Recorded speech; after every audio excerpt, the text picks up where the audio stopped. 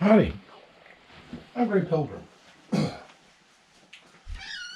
Well, I've been on something of a quest, or I don't know what you'd call it. I'm looking for something. I have a couple of rifles here. This one is a Mannlicher Carcano cavalry carbine.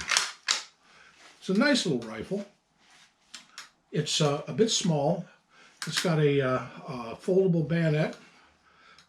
This one's been through heck and back, so it looks a little rough. And this is a Mannlicher Carcano rifle. Looks a little better. It's had the stock redone. Missing a few things like the sling swivel here. But it does have the... I don't get it. This thing just keeps turning off on me. Anyway, what was I saying? Oh yeah, Mannlicher Carcano. Beautiful rifle. Missing its sling hitch here. But other than that, it's had the stock has been sort of redone. I happen to know who owned this. It used to belong to a fellow named Hank, who I knew. Rest in peace, Hank. But it's a nice rifle. But the reason I'm interested in this particular model of rifle is a cousin of mine bought me a magazine. It's a 1964 edition of Life magazine. And you may recognize that fellow there. And what I'm trying to do is replicate that rifle. And I think it's this rifle version, not the carbine version of this. I'm pretty sure. Now, I don't know what pistol he's got here, or what revolver. And it's some kind of fascist or maybe communist newspaper. I don't know what. Something newspaper. But this was February 21st, 1964. Well, JFK was shot in November of 1963. So this was timely to that period of history.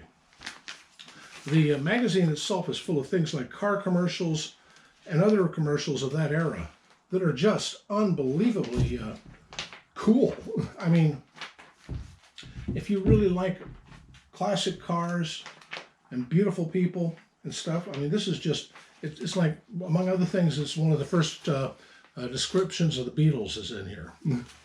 But it's amazing if you go through an old magazine like this, go through it, you know, page by page, and just look at what people were up to and what conflicts were happening in the world, you know, what people were worried about and concerned about. And then look around at just your world today.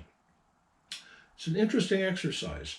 I have a couple of old copies of a magazine called Punch from the 19th century, talking about the great game between Great Britain and Russia in Afghanistan, in India, in Pakistan, in Central Asia.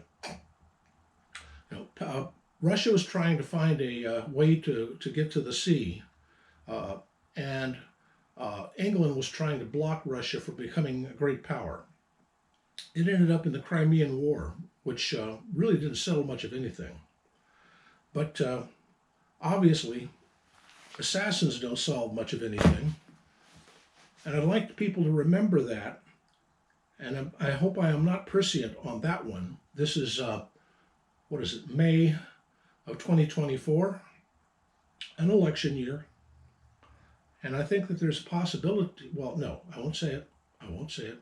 I know what I'm speculating on, and I know what, it's a cynical speculation. It's a horrible speculation.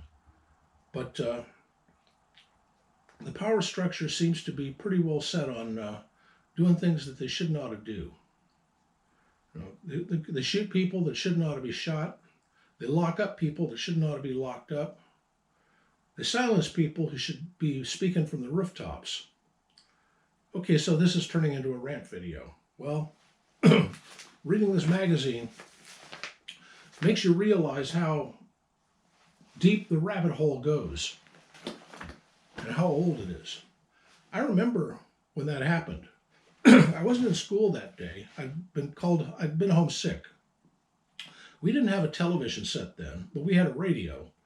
And Mom was standing in the kitchen listening to the radio as Walter Cronkite was on and talking and stuff. And suddenly it went quiet from all the banter. And then it said, "Ladies and gentlemen, President Kennedy has been assassinated. He's dead. And my mother, who was a staunch Republican, cried because our president had been shot.